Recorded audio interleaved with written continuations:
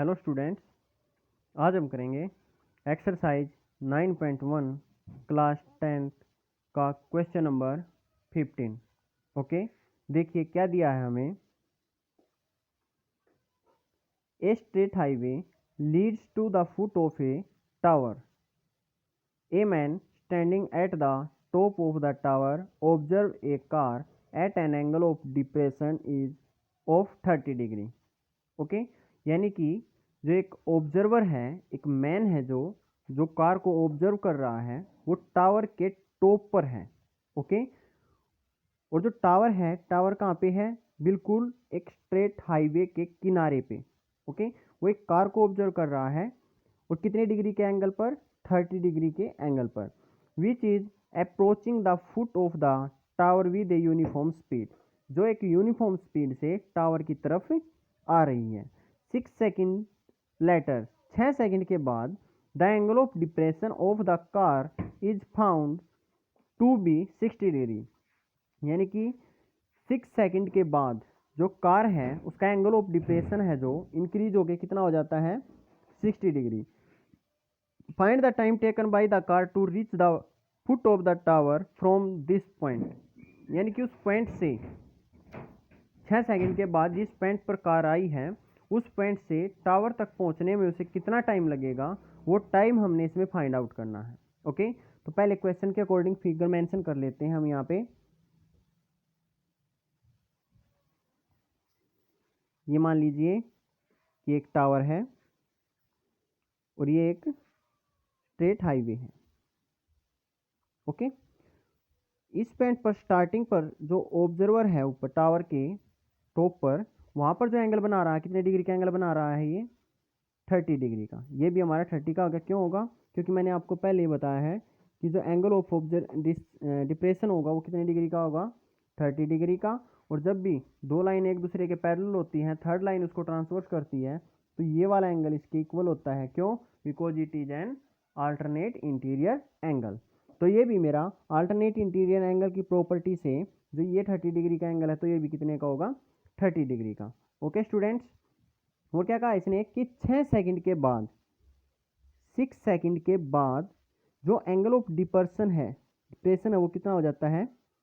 60 degree हो जाता है। तो ये 60 है तो ये भी कितना बनेगा आपका? 60 डिग्री। ओके स्टूडेंट्स, अब जो मुझे निकालना है यहाँ से, क्या निकालना है?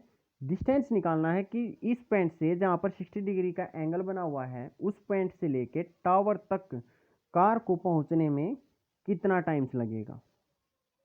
ओके, यानी कि कितना टाइम लगेगा उसको, यानी कि ये डिस्टेंस कवर करने में, ये डिस्टेंस कवर करने में उसको कितना टाइम लगेगा। तो चलिए सबसे पहले जो भी हमारी फिगर मेंशन हुई है उसको पॉइंट दे लेते हैं, पॉइंट मेंशन कर लेते हैं उसके।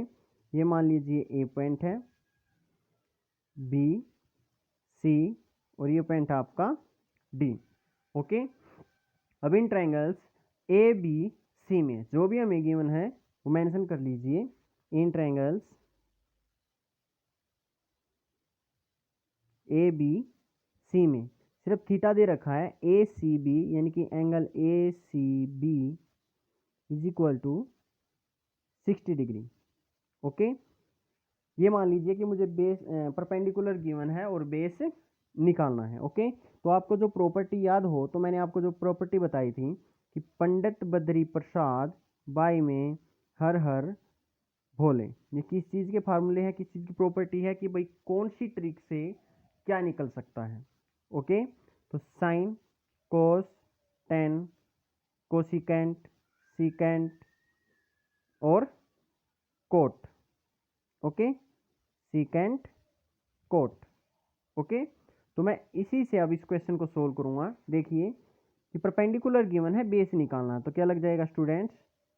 टेन वाला फार्मूला क्या होता है? पी बाई में बी। तो tan theta is equal to P by में बी। ओके, और जो टेन थीटा है, थीटा कितना है मेरा? 60 डिग्री। तो tan 60 is equal to P by में बी। और जो पी है यानी कि परपेंडिकुलर है, परपेंडिकुलर क्या है मेरा यहाँ से? ए बी बाई में, और बेस है जो बेस क्या है? बी सी। ओके स्टूडेंट्स, मुझे किसी की वैल्यू इसने नहीं दे रखी है, मैंने तो सिर्फ यहाँ से बी सी का डिस्टेंस निकालना है। ओके, तो 1060 की वैल्यू जो होती है मेरे पास, 1060 की वैल्यू क्या होती है, √3। Okay students, √3 is equal to A B by में बी सी, क्रॉस मल्टीप्लाई कर दीजिए, बी सी निकालना है या फिर ए बी निकालना है, दोनों की वैल्यू मेरी यहाँ से निकल जाएगी।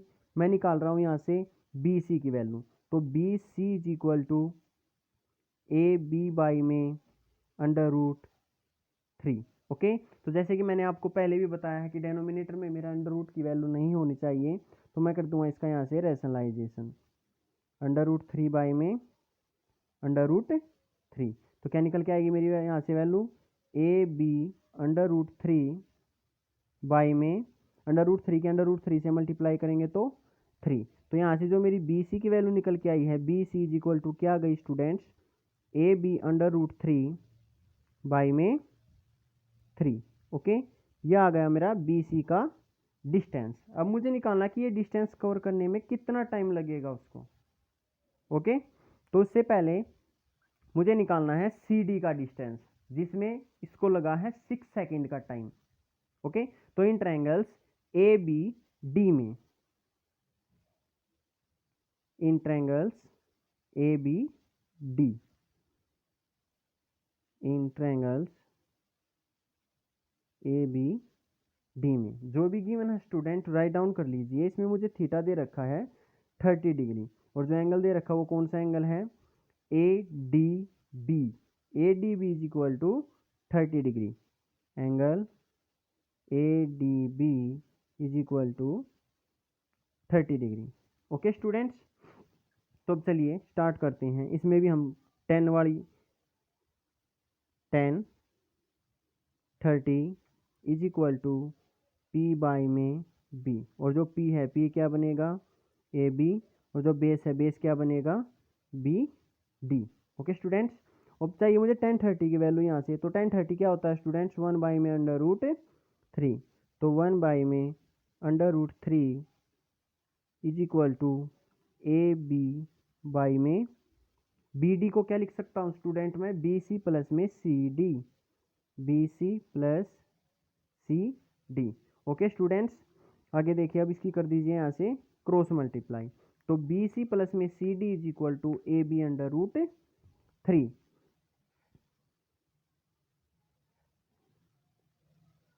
बी सी प्लस में C D is equal to A B √3।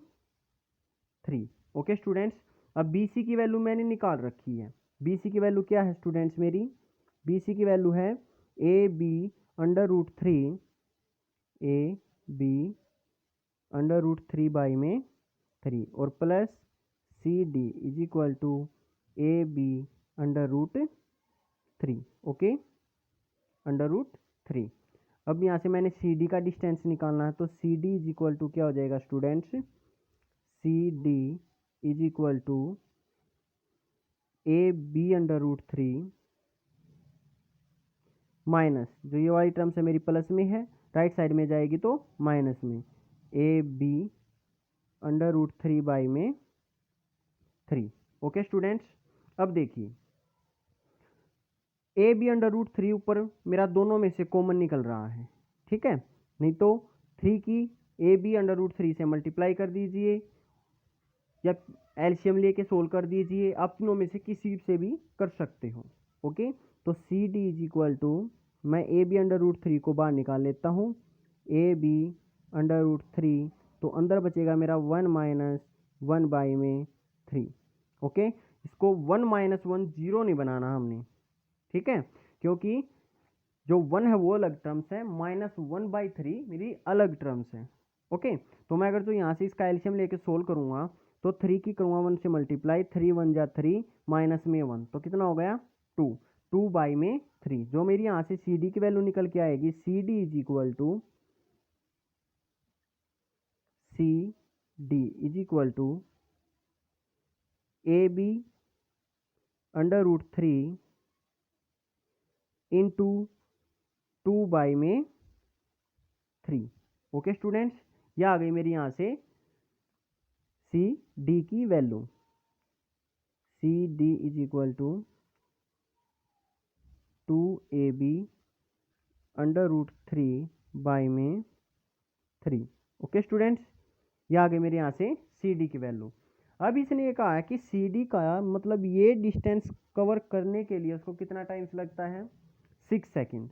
तो हम भी मेंशन कर लेते हैं, take the time to cover the distance, to cover distance क्या, सी डी। सी डी की डिस्टेंस कवर करने में कितना टाइम से लगा, 6 सेकेंड।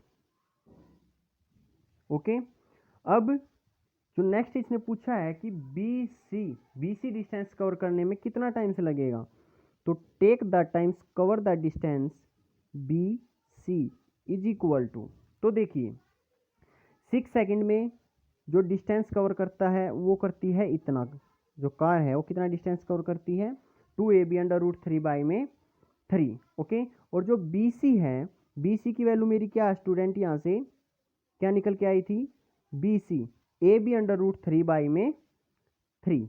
जो बी सी है, बी सी का डिस्टेंस क्या है, B C is equal to A B under root 3 by में 3। ओके, ये डिस्टेंस कवर करने में कितना टाइम लगेगा, अब देखिए हमें अलग ही दिखाई दे रहा है, यहाँ है मेरा 2b और यहाँ है मेरा ab।